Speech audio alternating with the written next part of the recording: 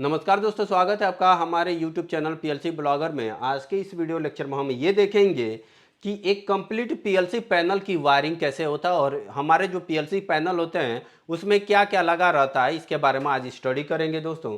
और देखेंगे कि जैसे कि हमारे पास एक पैनल है, पैनल में हमारे पास देखेंगे कि क्या क्या लगा है। सपोज आप चेक करेंगे तो देखेंगे कि जैसे कि हमारा जो पीएलसी का पैनल होता है, इंडस्ट्री में आप जाओगे तो यही पैनल आपको देखने को मिलेगा, जिसमें हमारे पास पीएलसी रिले और इसका अलावा एमसीबी और टीवी का लगे रहते हैं, जो टर्मिनल ब्लॉक के बोलते हैं। तो हम वन बाय वन करके एक एक पॉइंट को समझते हैं कि ये क्या चीज़ होता है और इसको लगाने का क्या पर्पज होता है। तो देखेंगे कि सबसे पहले जो मेरा एमसीबी लगा रहता है, जो पूरे सप्लाई को कंट्रोल करता है इन केस अगर शॉर्ट सर्किट के केस में ये मेरी एमसीबी ट्रिप होती है, चाहे ओवर करंट के वजह से मेरी एमसीबी ट्रिप हो जाती है, जो हम पावर अप के लिए यूज़ करते हैं।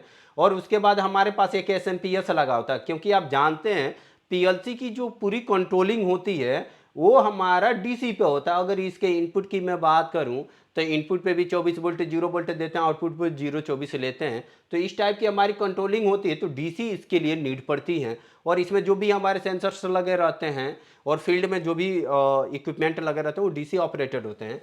तो मैं क्या करता हूँ, इसके लिए एक एसएमपीएस लगा रहता है। जो एसएमपीएस का क्या काम होता है, जो एसी को डीसी में कन्वर्ट करता है और एक कंट्रोल वोल्टेज को जनरेट करता है, जो हमारे 0 24 कंट्रोलिंग के लिए यूज होता है। अब देखिए कि ये जो आप देख पा रहे हैं ये मेरा इनपुट टर्मिनल है, पीएलसी का जो इनपुट टर्मिनल है। और इसके बाद एक मैंने एक कार्ड लगा रखा है जो एनालॉग कार्ड है। मीन्स ये आपको 0 to 10 वोल्ट या फिर 4 to 20 मिली एम्पियर आपको जनरेट करके देगा। मीन्स किसी एनालॉग सिग्नल पे काम करना चाहते हैं तो उस केस में आप इस एनालॉग कार्ड का यूज कर सकते हैं। तो मैं ये भी बताऊंगा कि एनालॉग कार्ड की प्रोग्रामिंग कैसे करोगे, क्योंकि एक एडिशनल कार्ड है तो इसमें टू और फ्रॉम इंस्ट्रक्शन का भी यूज करके हम इसके डेटा को रीड और राइट करते हैं। तो मैं इसकी प्रोग्रामिंग इसको भी बताऊंगा। बट इससे पहले आप ये देखिए कि ये मेरी एक कंप्लीट पीएलसी है, जिसके इनपुट पे ये मेरा 0 और 24 वोल्ट की सप्लाई आ रही है कंप्लीट। सो डैट कि इनपुट से जब भी मैं पुश बटन को प्रेस करूंगा यहाँ पे आपको सिग्नल ग्लो होते हुए दिखेगा। इसके अलावा ये आउटपुट पोर्ट है, जहाँ से मैं एक आउटपुट को जनरेट करके चाहे मैं अपने वीएफडी को दूँ, टावर लैंप को दूँ, या फिर किसी तरीके का कोई आउटपुट को ऑन कर सकता हूँ। तो ये देखेंगे कि ये मेरे पास पीएलसी एनालॉग कार्ड है, ये रिले है। क्योंकि हम डायरेक्ट ये इंडस्ट्री में आप देखेंगे कि जो पीएलसी की आउटपुट होती है वो डायरेक्ट आउटपुट किसी मोटर से या फिर किसी ड्राइव से या फिर किसी लैंप से डायरेक्ट नहीं कनेक्ट होती हैं। उससे पहले जो ये आउटपुट निकलता है, क्योंकि इतनी कैपेसिटी नहीं होती कि मेरे कॉन्टेक्टर को ऑन करा, जो एसी कॉन्टेक्टर सपोज हो और ये डीसी दे रहा, तो कैसे ऑन करा पाओगे, नहीं करा पाओगे। एक मोटर को ऑन कराना हो तो हम इसके आउटपुट से नहीं ऑन करा पाते हैं। तो मैं क्या करता हूँ कि यहाँ से ले जाके इसकी जो आउटपुट्स हैं पूरे यहाँ पे एक जो मेरा पास रिले कार्ड होता है, ये 4 चैनल का रिले कार्ड है। आप इंडस्ट्री में जाओगे तो मैक्सिमम टाइम आपको 8 चैनल का कार्ड मिलेगा। 8 चैनल का मतलब 8 इनपुट, 8 चैनल का मतलब 8 आउटपुट को कनेक्ट कर सकते हो। यहाँ देखेंगे कि 4 चैनल का है, मीन्स यहाँ पे 4 आउटपुट को कनेक्ट कर सकते हैं। ये मेरी जो पीएलसी है 12SA है, 4 आउटपुट है इसमें।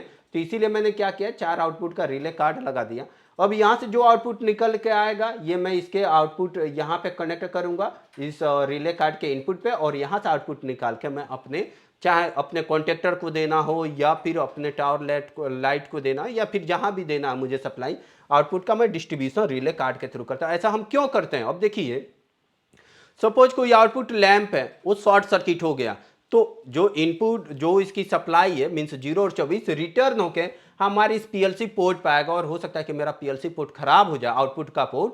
इसी से बचने के लिए मैं क्या करता हूँ, रिले कार्ड लगाता हूँ। अगर सपोज इसके आउटपुट पे कोई भी शॉर्ट सर्किट हुआ तो यहीं तक टर्मिनल पर रुक जाएगा, यहाँ पे नहीं आएगा, और यहाँ से नहीं आएगा तो हमारे पीएलसी पे वापस रिटर्न नहीं आएगा। तो मेरी पीएलसी सेफ साइड रहती है। इसके वजह से क्या करता हूँ, रिले कार्ड लगा लेते हैं। इसके अलावा एक एचएमआई फंक्शन है, एचएमआई भी यूज़ करते हैं। एचएमआई हालांकि मैंने यहाँ पे पैनल पे दिखाया है, एचएमआई हमारे ऑपरेटिंग पैनल पर लगता है, जहाँ पे ऑपरेटर इसको ऑन ऑफ करता है, या फिर यहाँ पे अलार्म सिन कर सकता है, या फिर ऑटो मैनुअल करके इसको कमांड दे सकता है। जैसे कि एचएमआई में अभी मेरे पास जो ये देखेंगे कि ये बीएफडी है, ये अभी कम्युनिकेशन पे है। तो मैं चाहूँ तो एचएमआई से कमांड दे के क्या कर सकता हूँ, बीएफडी को, मोटर को ऑपरेट कर सकता हूँ। मैं पीएलसी में भी कमांड दे सकता हूँ, किसी ड्राइव को भी कम्युनिकेशन कर रखा तो वहाँ पे भी कमांड दे सकता हूँ। तो देखेंगे कि ये मेरे पास अभी मोटर है, अभी क्या है, स्टॉप है। अगर मैं इसको रोटेट करना चाहूँ, यहाँ पे देखेंगे फ्रीक्वेंसी 0 है। अगर मैं इसकी फ्रीक्वेंसी बढ़ाना चाहता हूँ तो यहाँ से देखेंगे कि स्लाइडर का यूज़ करके मैं फ्रीक्वेंसी बढ़ा सकता हूँ। अगर मैं इसको रन करना चाहता हूँ तो देखेंगे कि फॉरवर्ड कमांड दिया, ये मेरी मोटर चलने लगी। अगर मैं स्टॉप करना चाहता हूँ तो मैं स्टॉप कर सकता हूँ। और इसके अलावा अगर मुझे रिवर्स डायरेक्शन में चलना है तो रिवर्स डायरेक्शन में भी यूज़ कर सकता हूँ। और देखेंगे कि टावर लाइट जल रहा है।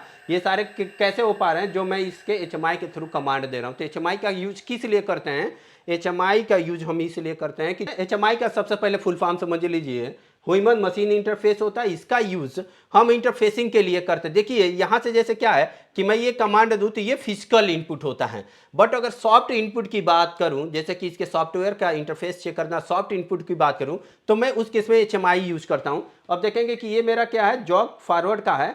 यहाँ पर देखेंगे कि ये मेरी मोटर चल रही है जॉग फॉरवर्ड। अगर मुझे जॉग रिवर्स में चलना है तो मैं इसको प्रेस करके जॉग रिवर्स में कर सकता हूँ।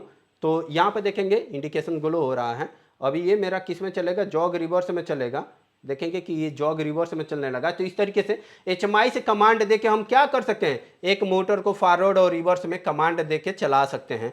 इसके अलावा अगर मैं दिखाऊं तो ये मेरे पास एक बीएफडी है। अच्छा, आप कंप्लीट वायरिंग सीखना चाहते हैं या फिर मीन्स एक पूरे पैनल में, पीएलसी पैनल में क्या क्या होता है, कैसे कंप्लीट वायरिंग करनी होती है, कैसे इसकी प्रोग्रामिंग करनी होती है, तो आप प्लीज़ चैनल को जरूर सब्सक्राइब करके रखें, सो डैट कि मैं आपको जब भी इससे रिलेटेड वीडियो अपलोड करूं, मैं बताऊं कि वायरिंग कैसे करना है, एक पैनल में क्या क्या लगता है, तो आपको नोटिफिकेशन मिल पाए और आप अच्छे से ये समझ पाएँ कि इंडस्ट्री में एक्चुअली में लगा क्या होता है और कैसे मुझे प्रोग्रामिंग करना होता है। ये बीएफडी है जिससे मैं मोटर को कंट्रोल कर पा रहा हूँ। और यहाँ पे एक कम्युनिकेशन का पोर्ट है जो मोड बस कम्युनिकेशन मैंने एचएमआई के साथ पीएलसी का एचएमआई के साथ बीएफडी का कर रखा हूँ। यही एचएमआई के साथ मैं कम्युनिकेशन इसके साथ भी करूँगा, पीएलसी के साथ भी करूँगा और यहीं से कमांड दूंगा तो पीएलसी में बिट्स मेरे ऑन ऑफ होंगे। इसके अलावा आप देखेंगे कि ये पुश बटन लगा रखा हूँ, ये इमरजेंसी स्टॉप के लिए और रिस्टार्ट के लिए। तो मैं चाहूँ इसके थ्रू भी क्या कर सकता हूँ, बीएफडी को ऑपरेट कर सकता हूँ, बीएफडी को कमांड देखिए इस मोटर को चला सकता हूँ। ये लिमिट स्विच है, इन सब का यूज हम इसलिए करते हैं जब लोअर लिमिट अपर लिमिट की बात हो जाती है। इंड पोजीशन होम पोजीशन के लिए डिटेक्ट करने के लिए हम सेफ्टी पर्पज के लिए लिमिट स्विच का यूज करते हैं। इसके अलावा ये मेरे पास सेंसर्स हैं, ये देखेंगे कि ये मेरे पास इंडक्टिव सेंसर है। इंडक्टिव मीन्स ये मेटल को सेंस करेंगे। और मेरे पास एक सेलेक्टर स्विच है स्टार्ट और स्टॉप के लिए। इन सब का कमांड हमने यूज़ कर रखा है। इन सब की वायरिंग कैसे करना डिटेल्स आपको मेरे चैनल पर मिलेगा, आप चैनल को सब्सक्राइब करके रखें। इसके अलावा एक पोटेंशियोमीटर है, इसका हम यूज करके एनालॉग सिग्नल को वेरी करेंगे और यही एनालॉग सिग्नल अपने बीएफडी पे भी हम अप्लाई कर सकते हैं।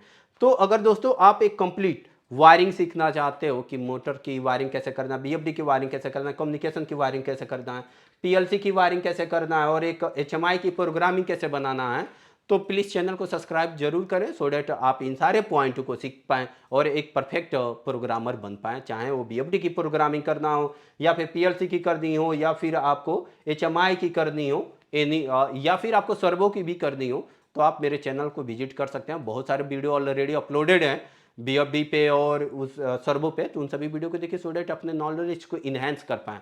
मिलते हैं नेक्स्ट वीडियो में, तब तक के लिए नमस्कार दोस्तों।